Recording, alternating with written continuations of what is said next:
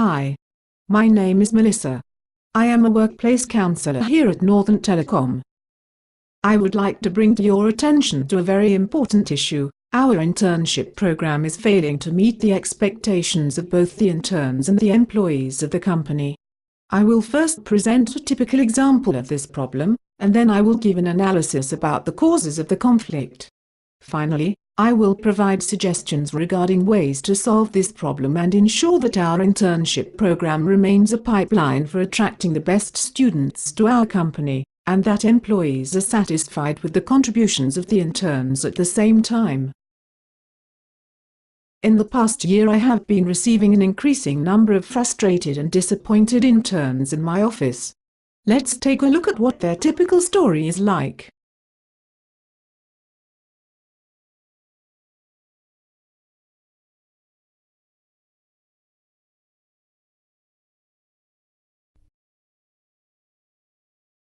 Hi.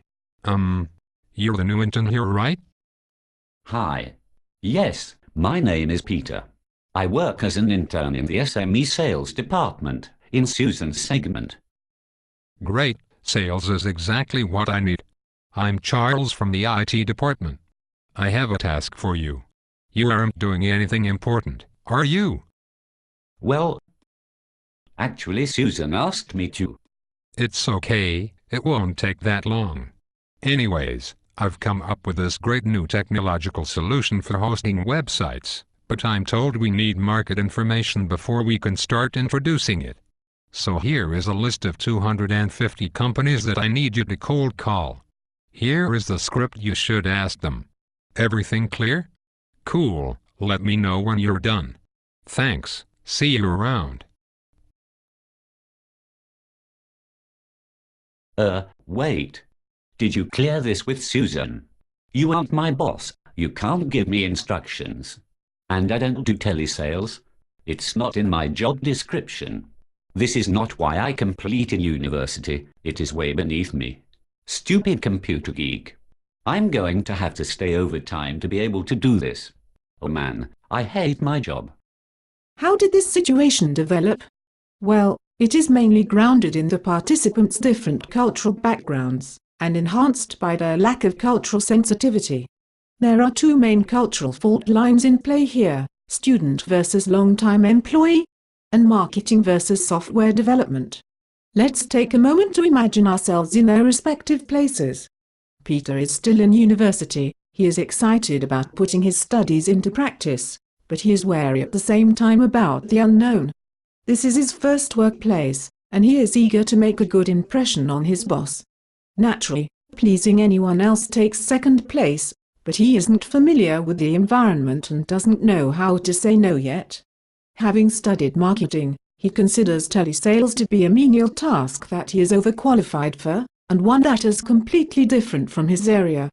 From Charles's perspective in software development, sales and marketing are the same thing. He is used to a working culture where tasks get shifted around in the team according to availability. If someone has a problem, they say it. And they don't mind irregular work hours or working overtime occasionally. Since he works in a department where organizational hierarchy is much less important, he didn't think of taking the task through Peter's boss. So you can see how the fact that these two people come from different cultural backgrounds within the same country, even the same city, leads to such misunderstandings because they don't consider the cultural difference between each other. What are the negative consequences of this situation? Well, first of all, the intern is unhappy about what he perceives to be degrading work.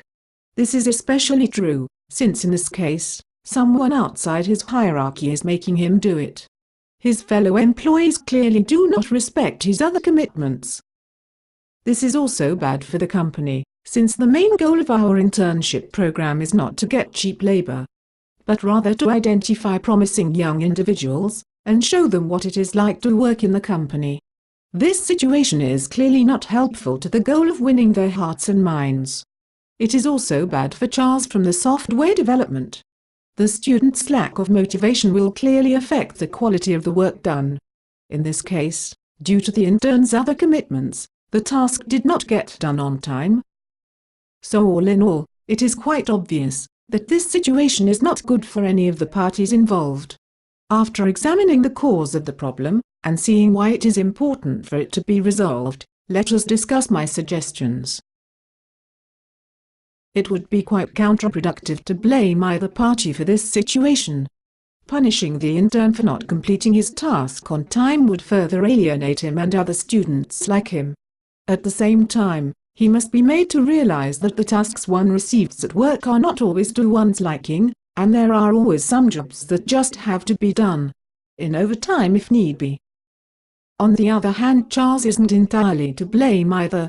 He was under the impression that the task would get completed by someone who is more competent than himself in market research. Reprimanding him for the delay, and for skipping the hierarchy would not help him understand the other party's motivations in future situations. My proposed solution is to add an expectation management aspect to our internship program.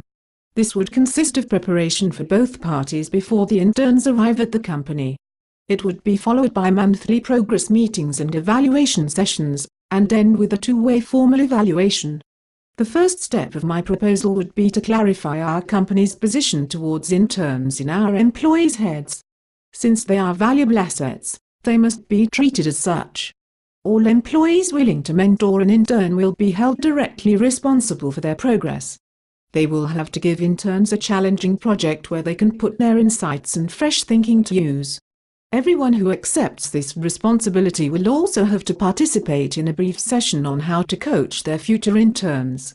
The coaching session will especially highlight the importance of bridging cultural differences and provide the tools to do so. Employees who don't take responsibility for an intern would have no right to directly instruct any of them. And this would be widely communicated in the company. The interns would also participate in pre-entry preparation sessions. These would be held by human resources, and would prepare them for the cultural shock of their first real work experience. Interns would be prepared for the fact that menial tasks are sometimes part of day-to-day work, which need to be done before one can start on the really interesting issues. Previous interns would share their experiences and offer advice to beginners, such as learning to say no, or dealing with other departments.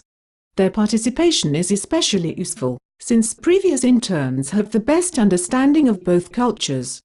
During the actual internship, there would be a monthly progress report meeting when the intern and his supervisor would talk about how well their previous expectations were being met, and jointly find solutions to any problems that might arise. This would be complemented by a joint mix and mingle for all mentors and interns each month so they can get to know each other, and meet people from different departments in an informal environment. By sharing experiences, they could possibly gain a much better understanding of each other's situation. Finally, after the end of the internship, there would be a formal evaluation process. The interns are already evaluated today. However, this would be supplemented by an evaluation of the mentor by the intern.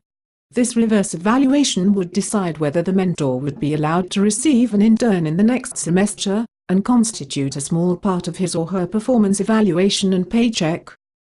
In conclusion, I believe that by actively managing expectations in our internship program through the steps detailed previously, and offering assistance to new interns in order to adjust to their new workplace environment, a lot of conflicts can be avoided later on. By integrating these differences, interns could use their diverse skills and fresh ideas to improve the company. This would lead to happier interns and happier employees, resulting in a more attractive program in general.